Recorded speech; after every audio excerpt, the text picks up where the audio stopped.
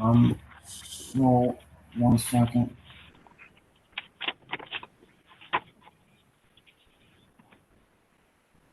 I just got a text from Becky Jones. She still can't get it for some reason. So to begin, I think we're going to do. There's a couple housekeeping items I would like to get out of the way to start. There are some new across the board meeting rules that we'll be following. As of now, the only people that will be participating in the meeting are either board members or DOS staff. If a board member or a DOS staff person would like someone else to participate and contribute, you'll have to request them and request that they be able to take part in the meeting. At the beginning of each meeting, everyone will be muted. If you want to take part in the meeting, you'll have to unmute yourself so you can take part.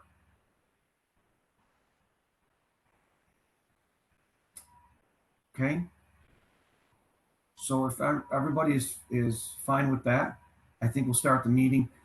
In moving forward, the only people I'm going to ask for a roll call are board members to show that we have a quorum. So if board members at this point can unmute themselves so we can hear you as we respond to the roll. So I'll begin. Steve Farrell present. Ellie Rodriguez present. Lillian Levy present. Anthony Girasol present. James Legret present.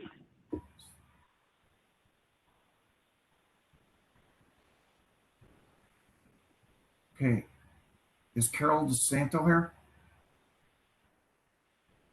Okay. Carol is not here. So at this point, I would like to have a motion to accept the May 13th, 2021 boarding meeting notes that were sent out prior to this meeting. Do I have a motion? So moved. Second. All in favor? Aye. Aye. Aye. Aye. Okay, so the meeting notes have been accepted. I would move on to, I see Carol DeSanto is now here. Carol, are you there? Carol, you have to unmute your microphone.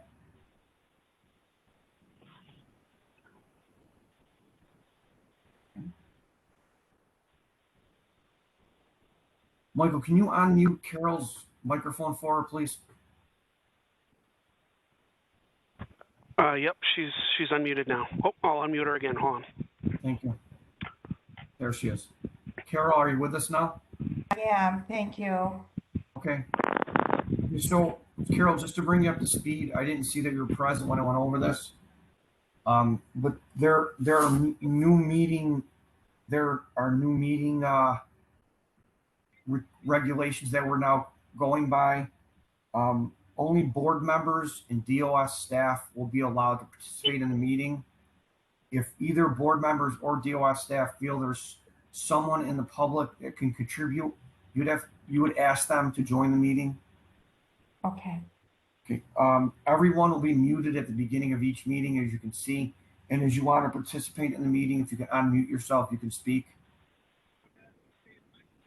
You got those, Carol? And we have a quorum. We have 6 people, so we have a quorum.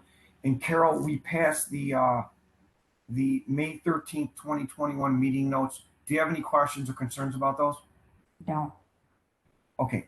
That being said, I know that Becky Jones is trying to get into the meeting because I'm receiving some text message from her saying that neither the meeting code or the meeting number is working for her. I was going to move the update on practical application of real estate appraisals up in the agenda because Becky needed to be out by 1:30.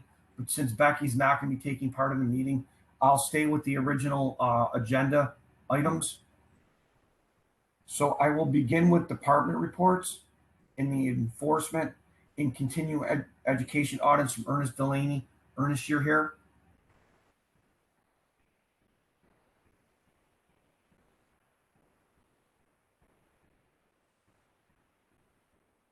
Ernest Delaney, are you out there?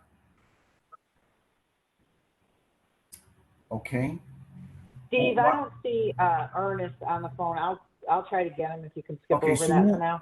we'll move past that item. We'll go to processing report. Is Emily Loopy here?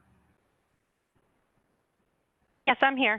Okay, Emily, would you like to Hello. update us on the processing report at this point? Yes. Thank you. Included in the materials you were provided, you will find licensing statistics for August of 2020 and August of 2021. The report shows the number of real estate appraisers broken down by county and by class code or license type. Please note the 2020 numbers only include licensees and do not include those licensees whose licenses may have expired but were covered by Executive Order 202.11, which allowed individuals licensed by the Department of State to extend the expiration of their license during the state of emergency. That concludes my report. Did anyone have any questions?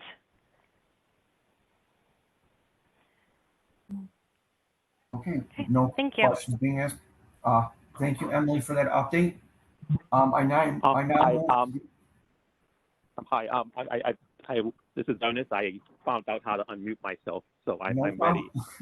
No problem, Ernest. We've all been in that technological difficulty before. And if one of your children are not around, you really don't know how to fix it. So now, Yeah. going back to that, I will call on Ernest Delaney to give the enforcement continuing education audit report, please. Thank you. Good afternoon, everyone. My enforcement report will cover the period from the month of our last meeting, May of this year, into today. Over that time period, we received a total of 10 new real estate appraiser complaints. Over that same time period, we had completed our investigation of 18 of those 18 complaints. The disposition of the completed investigations include 9 complaints which were closed due to no violation, 1 which was closed issuing a warning or an instruction letter to the real estate appraiser, 1 appraiser who surrendered his license while he was being investigated, and we referred 7 complaints to our counsel's office with the recommendation of disciplinary action. Our current real estate appraiser caseload as of today is 34 cases. That concludes my enforcement report. Are there any questions? Ernest, could you repeat the number of current, please? I didn't hear the last number. I said it is 34. We currently 34. have a caseload of 34 cases. Thank you very much. Okay. Are there any other questions for Ernest? Okay, thank you, Ernest, for that update. Okay, moving on under department reports, I would ask Allison Lacey to update us on education update. Good afternoon, everybody. Good afternoon. The next version of the 7-hour USPAP course was released on October 1st, and it is available for offering through December 31st, 2023. Education providers need to begin offering the new version on January 1st, 2022. No additional fee will be required for this. Most course providers have renewed their courses for 2021 in accordance with the AQB ASC guidelines as they pertain to live distance education. This has allowed individuals to locate courses and have more options to meet the education requirements. And as most of our board members know, there are newly adopted continuing education requirements, and this entails for all renewals with expiration dates of January 1st, 2022 or after, an appraiser licensee must complete the 7-hour National USPAP Update course and a course of study pertaining to fair housing and fair lending. This information is written out in great detail on our public website. And to kind of summarize these newly adopted education requirements, pretty much a licensee who previously completed an approved course of study in fair housing, fair lending, and environmental issues, or as they're called, RE2 or GE1, prior to January 1st, 2022, they must complete either the designated 4-hour or 7-hour course. A licensee who has not completed RE2 or GE1 prior to January 1st, 2022 must complete the designated 7-hour course. Once a school has obtained approval, they may begin offering the courses immediately, and it can be applied towards the licensee's current continuing education requirements. And once again, I know that's a lot of information to absorb verbally, so it's also right on our public website. The next part of my report, I'm going to address some questions from the board. Our first question was, how many course providers are already approved to offer the new fair housing CE requirement? And the answer to that is there's 9 total, and those schools are the Appraisal Education Network School, Columbia Institute, Columbia Society of Real Estate Appraisers, Long Island chapter of the Appraisal Institute, Manford Real Estate Learning Center, McKissick, Metro New Jersey chapter of the Appraisal Institute, Mid-Hudson chapter of the Appraisal Institute, and Upstate New York chapter of the Appraisal Institute. The next question, how will they be providing the courses? Will they be live or virtual? And the answer is, it is a mix of computer-based live distance education and classroom instruction. And the last question from the board, will we be on track for January renewals? And the Bureau's answer is, yes, we will be on track. And that concludes the Bureau of Educational Standards report. Are there any questions? I have a question. Sure. This is Anthony Jarosol. So I just took the 7-hour course last Friday, and so the way I understand it is, once you take either the R1 or G1 or the 7-hour course, then each renewal you take a 4-hour course? Each preceding renewal? Right. Yes, that's my understanding. And it's RE2. RE2, I'm sorry. Yes. So I took the 7-hour course, so now I'm good. You know, my next renewals, I can just take Your the 4-hour next renewal course. will be the 4-hour. Okay. And the use PAP. Okay, thank you. You're welcome. Okay. Are there any other questions of Allison? Allison, thank you for that very thorough update. There are a lot of questions I think you answered with your report itself. Yes, I was anticipating that. It can be very confusing. It is. Okay, if there are any further questions, I have learned that Becky Jones is now on, and I'm going to, Becky needs to be somewhere at 1:30, so she had requested to me that we move action item B up in front of A to work with her time constraints. So at this point, I'm going to call on Carol DeSanto, who's going to update us on the practical application of real estate appraising, and then Carol can ask Becky to contribute to the conversation. Carol?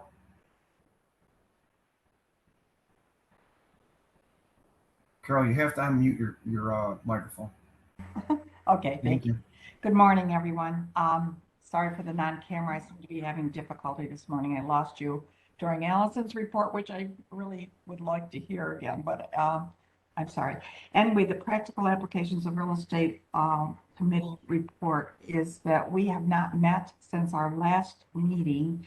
We've had numerous meetings over the last year. I believe it was like 5 meetings in the spring since February. We're really waiting for program development before we approve this totally, because we need to know if New York State is going to approve. I think that we're, in all of our meetings in the committee, we were looking forward to this and approving it in New York State.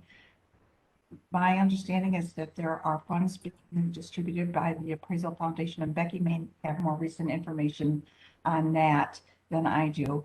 TAPEC is not meeting until the beginning of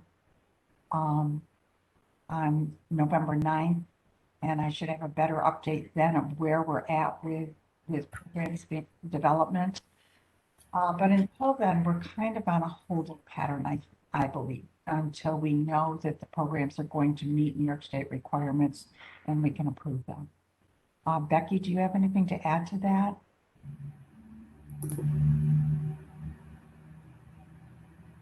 I do, and thank you, and I hope you guys are all doing well. My homework task from our last meeting was to get the elevator talk from the real estate educators. So I just came back from Atlanta, Georgia, a week down with the Real Estate Educators Association to try to figure out who is going to be moving forward with the practical application development, because that's really what our concern is who is going to be developing these courses.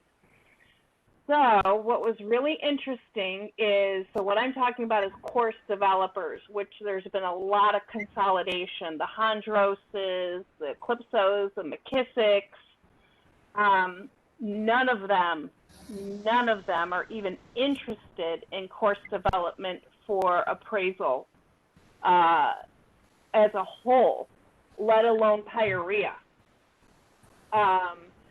The practical application course is very interesting. A lot of them are completely stepping back from even updating their qualifying courses, which concerns me a lot. I do some subject matter expert work with some online providers who do the online qualifying courses, and there's a mixed bag there. So my concern is, because I do know of some developers, some other educators that are within appraisal management companies that have education departments that are starting to develop these type of practical application courses. So they're being developed within the AMCs. Whether or not the AMCs are going to keep it specific to their employees, or if they have to open it up to the public. I mean, that's right. That's what we need to discover. That and the Appraisal Institute. And I know, Anthony, you're very involved with the Appraisal Institute. They are on a track of developing PIREA too. The concern there is the money, because they're a nonprofit organization. So I'm very, very concerned about if this PIREA experience track is even going to be available. That's all I have. Not a whole lot of positives on that front. Okay. Does anyone have any questions for Becky or for Carol at this point? I just want to Becky, thank you for the update. I'm sorry, Carol. Yeah, that's exactly what I was going to say. Thanks for that fresh update, Becky. We didn't have that information, and that's very valuable to us. Right. Like I said, it's not good news, but we need to know. And then my next assignment is we have a conference in 3 weeks it's the Appraisal Summit, which is CoreLogics, and I've got a good close relationship with the educator with CoreLogics, Heather Sanderson. So hopefully I'll have some more what I call elevator talk, right, coming out to discover what's, how is this progressing all the way through. Thank you, and thank you for moving me up on the agenda. Thanks, Becky. We appreciate the input.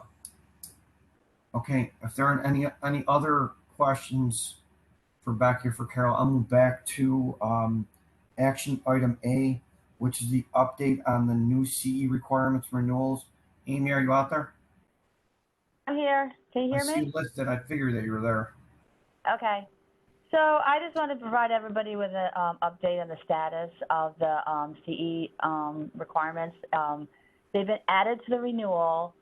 So just to give you an update, the renewals for January go out like around now, a little before now. So they've been sent out. So it was determined that, the education requirements is based on the expiration date and not the date that they actually renew. So anybody who received a renewal recently for a renewal that falls in January or next year, are going to have to meet the new education requirements with regard to the fair housing. So that has been updated on the renewal application. It says, if they have an expiration date that's prior to that, prior to January 1st, they don't have to meet it. But if they're renewing it early, prior to the January 1st date, they do have to meet the requirements. So the renewals have been updated, and the online renewal system has also been updated. So some people do it paper, some do it online, but both of the applications have been updated. So that's all that I wanted to give everybody an update on. And we also updated, like Allison mentioned, we updated the website with that information. Okay. Thank you, Amy, for that report. Are there any questions for Amy? Thanks for that. Amy, I'm sure getting close to January, we're going to start getting phone calls on it. So I'm sure that we'll look to you for some guidance at that point also. Yep. Okay. Thank you. Yeah, our call center's been updated with the information too, so they should be able to answer the questions. Okay, great. All right. If there are not any other new topics to bring up, our last item is our next meeting date. Denise has been very proactive with getting dates out to us. Actually, she got all the dates out for the rest of 2022 out to us. So Denise, are there any comments or concerns about people getting back to you? Not at all. I just wanted to mention that the tentative dates that are set for 2022 are Thursday, January 27th at 1 p.m., Thursday, May 12th at 1 p.m., and Thursday, October 13th at 1 p.m. And I just wanted to remind members that if you have any conflicts with any of these dates, please let us know as soon as possible. And once we've confirmed them all, I'm going to go ahead and send out an email so everyone has these dates on their calendar. And that's it for me. Okay. Thank you. The only thing that I have left is the same pitch I've made for the last year or so. We presently have 3 vacancies. One is the governor's, one is the Speaker of the Assembly, 2 are the Speaker of the Assembly. So if you know anybody interested in filling the vacancies, please let Denise know, and we'll move the process forward. Okay, if there are any more questions or concerns, can I have a motion to adjourn? So moved.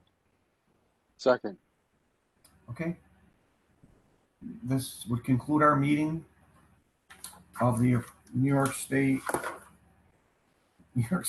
Board of Real Estate Appraisers for October 14th, 2021. Thanks everyone for participating. Have a good Thanksgiving. And we'll see y'all 2022. Be safe. Thanks, Steve. Thanks, guys. Be healthy. Talk to y'all soon. Thank you. Bye-bye. Bye. Thank you. Take care. Bye.